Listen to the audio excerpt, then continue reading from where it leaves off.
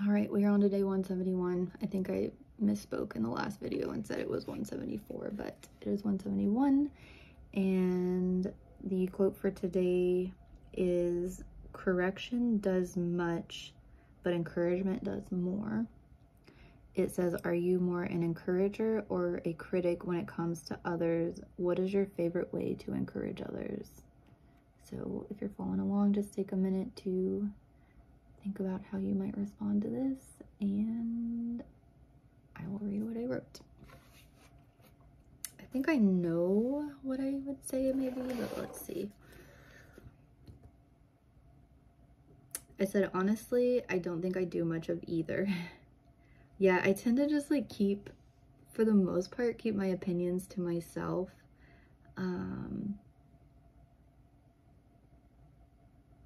Yeah, I don't know why. So I said, whether I'm more of an encourager or a critic really depends on the person and situation. Some people are able to handle criticism well, others don't.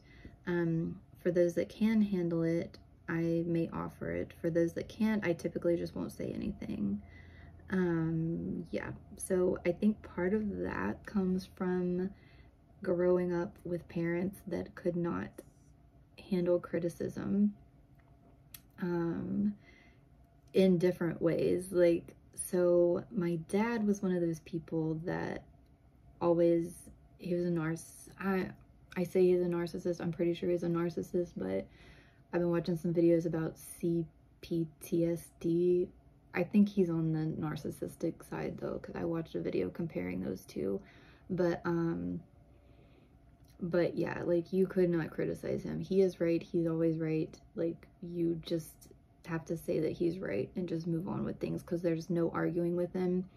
And he would argue back with you and get very defensive, and he would have the most irrational, like, you're trying to use rational arguments to say why he's wrong, and he would just come up with the most irrational things, and you can't argue with that because you're like, what, he's just saying something that's crazy. And so yeah, I learned like not to try to argue with him. And I don't even think I ever really tried to argue with him. I think it was just me observing him talking to other people that I realized this. And with my mom, this was something I came to realize like way later. She's very stubborn, and it's not that she gets angry or tries to have like irrational arguments, it's that she will get her feelings hurt. Like, she will get upset if you try to criticize her, and it will really hurt her feelings. Like, even if you're like trying to criticize her constructively, like, she takes it like very, very, very personally. And yeah, and she like, yeah, so I never really like criticized people very much. And I think maybe that's why. And yeah. So I said, in a work setting, I feel like I can be more critical because I'm typically working on a team, and we want to have all the best. We all want to have the best outcome. And I think it too might be at the level of work that I do. Because I think when I wasn't in like academic jobs, I just didn't really criticize other people. I just kind of like would deal with the stuff that was going on. And I was never in like a management or like a supervisory role, so I didn't feel like it was my place to criticize other people. I figured if they were doing something wrong, that the manager would say something about it. But like, then when I moved up higher in academia, like in my master's, and especially the PhD, they kind of encourage it. And it seems like people have been more used to getting like feedback from professors and things like that. So they're not in all cases. Sometimes people just think they're the smartest person in the world and you can't say anything wrong to them. But in my experience, it's people take criticism better, especially if it's like presented in a, you know, not a hostile way. And I think people even evolve on that. For instance, like my first like real project that I worked on when I was a research assistant, my boss wanted me to not review, but like So they were trying to build this like tool in Excel, and it used macros and buttons and things like that to try to build a budget. And I mean, there's some pretty advanced coding in it and stuff, and she was like, well, just work with this and see how it feels to you, and like give any feedback on this tool. And I just kind of like deep dived in it, and I was just like, okay, I don't like these colors. Like whenever I click this button here, I expected it to do this, but it did this, you know. And I was like, really went into a lot of detail, and maybe a little bit like too critical or too specific, but like I thought that's what she wanted. And it turns out it was. And I think it seemed like that kind of impressed her and the guy who had built the tool. But she told me, she said, because most, like once you get to a certain point, sometimes it seems like you'll send papers to people and they'll just kind of like review it pretty quickly, and they'll just be like, okay, yeah, that's good. And you know, sometimes I think a lot of people in academia like do want the feedback. They're like, okay, if this is not good, tell me so I can make it better, because if I'm going to publish this, I want it to be, you know, something good that people are going to use. And she said when she had been working with this guy that built the tool for like several years at this point. I think he started as a research assistant and he had moved up to a postdoc with her. And she said, you know, he's a lot better. He actually like enjoys the criticism now. But she said when she first started working with him, he would get kind of offended if people would critique some of the stuff that he did. But he, at this point, after he had like kind of been through several years of working like this, he welcomed it and wanted it. So he liked the fact that I was giving these kind of like outside critical input. So I think you just gotta kind of gauge like who you're working with and, you know, what they can handle or whatever. But yeah, in most cases, like in academia, I found that the criticism, and maybe not even criticism, but just, I would call it feedback, is welcome. Let's see. Oh, I said that. I said, plus in academia, most people are used to having their work criticized, so they don't tend to get as offended by opposing views. I said, with that being said, using a mix of encouragement with constructive criticism seems to have the best effect for both myself and others. And that is one thing that my boss is so good at. Like, she will almost never give a critique without first saying something positive. So that does like soften the blow with me. And there's been times, and I talked about my like mood cycle, and there are times that I could take like any criticisms without like getting offended or getting upset. And then there are other times that like, it's not that often, but there's sometimes I'm just already feeling like stressed, already feeling anxious, already feeling down. And like one minor criticism could like really upset me. I would never show it like in front of people.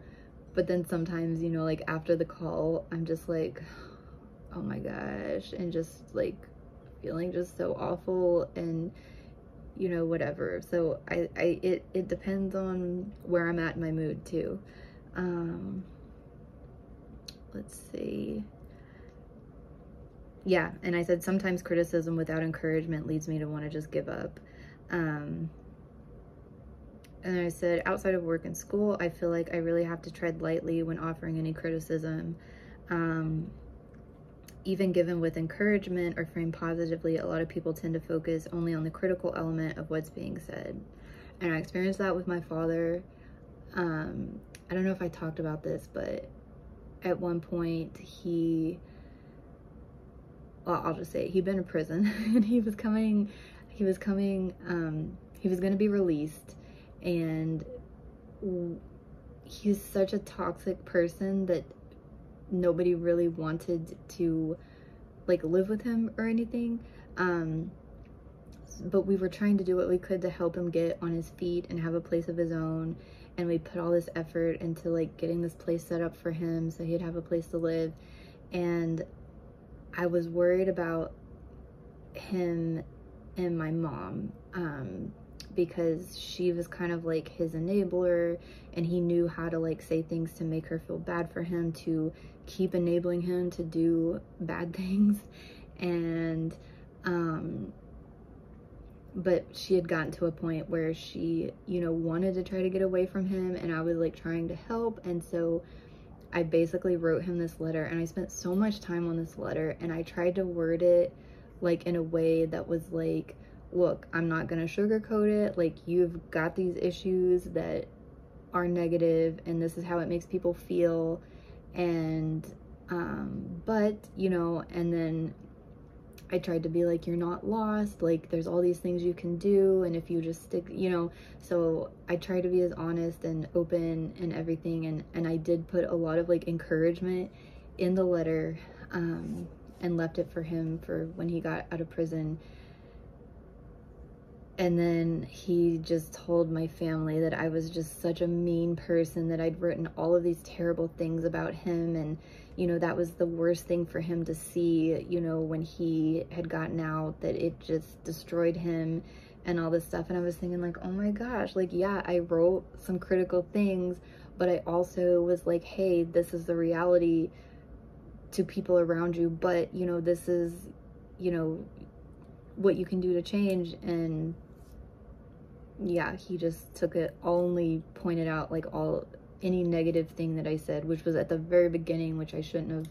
Maybe I think I started it with something positive, but anyway, however it took, he picked out the negative parts, and that was all he saw. So I was like, okay, so he's still the same way, like, even being down where what I thought would be the bottom, rock bottom, he hadn't hit rock bottom, and as far as I can tell, he still hasn't hit rock bottom. So I don't know, but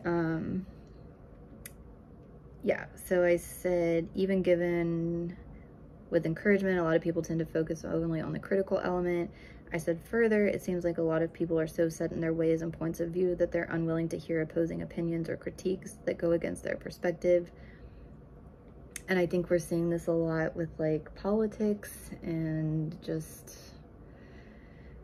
not just politics, but just anything. Like, people will form these opinions and they just get set in like that this is right and you're wrong, and nothing you can say is going to change my mind. I don't know if that's becoming more common, or if just more people are able to get their views out, and so you're realizing that more people think like this. And I said, more and more people seem unwilling to change and only seek out guidance and advice that reinforces their opinion. And so I think that's kind of goes along with people being like in these bubbles that they can get in, where they're only hearing like things from people that think the same way as them, and they just like tune out anything else that goes against their opinion. So I don't know. What is your favorite way to encourage others? Yeah, that's it. You've just got to read the people, I think. And so if some people, this is one thing I learned with people like my dad, and I am going to get a little bit political here, but dealing with someone like my dad, when Donald Trump was president, I was so frustrated with the Democrats, with how they treated Trump, because they were dealing with him the exact wrong way. Like, criticizing someone like that constantly, only talking about how they're doing the wrong thing is the exact, in my opinion, in my experience, is the exact wrong way. Like, the way you deal with someone like that is, I think, is to, when they do good things, praise the good things that they're doing. Like, just ignore, if you can, like, I know he's doing a lot of bad things, but like, for people like him, I think if they don't get attention, part of it is they want attention, and they want people talking about them, they want people thinking about them. So constantly keeping him in the news, talking about all these bad things that he's doing, like, that just, I felt like spurred it on more, and I was like, what are you doing?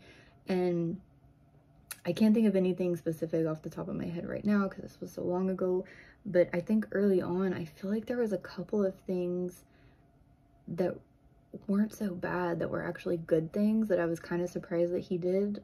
And the Democrats would spin it that like anything that he did was wrong, and I'm like, no, he's doing some things that you guys actually agree with. Like, praise him for those things, so he will keep doing things that you praise. Because he was one that wasn't so tied into the Republican mindset, I think. Like, he was saying things that were different from like the main Republican narrative. So I'm like, I think there may be, even though he's definitely like terrible in so many ways, like I think if you were praising him for the right things, he's gonna like whoever's giving him praise.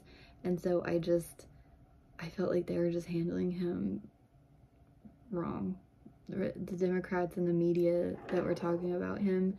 But you know, it is what it is. I don't know, maybe I'm wrong, maybe that wouldn't have worked, but based on my experience of dealing with someone like him, my dad is so much like him. They're so similar mannerisms that, I mean, it's just so similar that I was just like, y'all don't know what you're doing, you're just making this worse. Like, we got to get through 4 years of this. Like, anyway, that's my thoughts on that. So I will be back tomorrow with day 172.